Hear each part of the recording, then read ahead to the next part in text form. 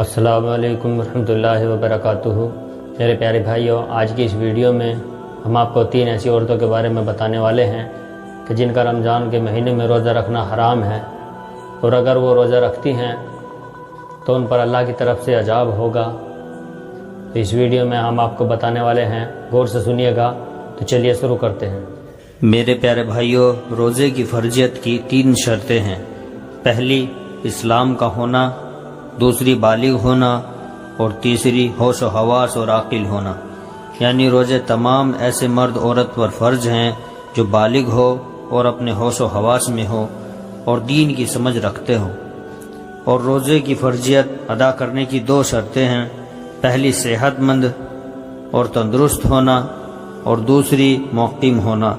یعنی بیمار آدمی اگر روزہ رکھنے سے اس کی بیماری اور بڑھ سکتی ہے یا اس کی جان جانے کا اندیشہ ہو تو وہ روزہ چھوڑ سکتا ہے۔ اور مسافر کا سفر اگر 3 دن کا ہو تو وہ بھی روزہ چھوڑ سکتا ہے، لیکن اگر وہ روزہ رکھنا چاہتے ہیں تو ان کا روزہ قبول ہو جائے گا اور چھوڑنے پر کوئی گناہ بھی نہیں ہوگا۔ مگر یاد رکھیں، بعد میں یہ لوگ ان روزوں کی قضا کر سکتے ہیں۔ لیکن یہ 3 عورتیں ایسی ہیں جن کا رمضان کے مہینے میں روزہ رکھنا حرام ہے۔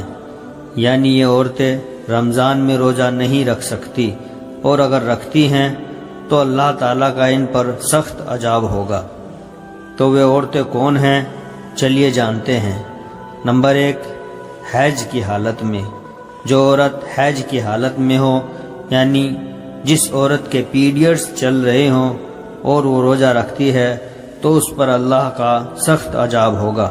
یاد رکھیں، ایسی عورتیں جن کے پیریڈز چل رہے ہوں ان کو چاہیے کہ وہ روزہ نہ رکھیں، اور جو روزے چھوٹے ہیں ایسی عورتوں کو وہ روزے بعد میں ادا کرنے چاہیے۔ نمبر 2، نفاس والی عورت۔ دوسری عورت جس کا رمضان میں روزہ رکھنا حرام ہے وہ عورت جو نفاس کی حالت میں ہو۔ آپ کو بتا دیں کہ عورت کے بچہ جننے کے بعد آگے کے مقام سے جو خون نکلتا ہے اسے نفاس کہتے ہیں۔ تو ایسی عورت جو نفاس کی حالت میں ہو اسے روزہ رکھنے کی مناہی ہے، یعنی ایسی عورتیں روزہ نہیں رکھ سکتی ہیں۔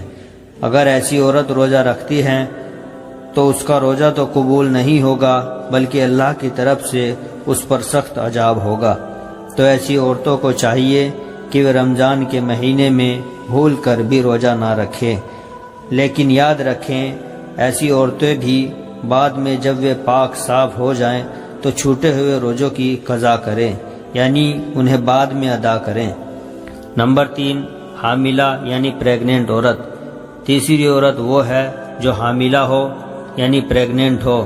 ایسی عورت کو روزہ رکھنے کی مناہی تو نہیں ہے، لیکن ایسی عورتوں کو چھوٹ ضرور ہے۔ یعنی کہ حاملہ عورتیں اور اپنے بچے کو دودھ پلانے والی عورتوں کو روزہ رکھنے کی وجہ سے اپنی یا پھر اپنے بچے کی جان جانے کا خطرہ ہو تو ایسی عورتوں کو اجازت ہے کہ وہ روزہ نہ رکھیں۔ یعنی ایسی صورت میں ان عورتوں کو روزہ نہ رکھنے کی چھوٹ ہے۔